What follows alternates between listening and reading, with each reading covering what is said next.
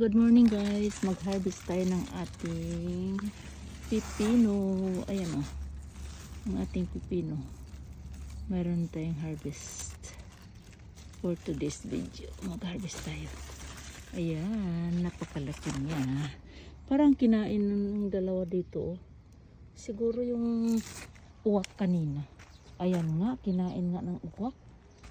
Kanina kasi nagkagulo sila eh. Nakita ko kanina, nagkagulo sila. Kaya pala. Ayan, mayroon pa rito. Naku, kailangan nating anuhin ang ating pipino. Kasi kinakain nila. Sayang naman. Ayan, dalawa. Ayan, dalawa sila. Dalawa ang ating harvest for today's video. Yay! Ang ganda. Ang ganda niya. Wala, kinain ng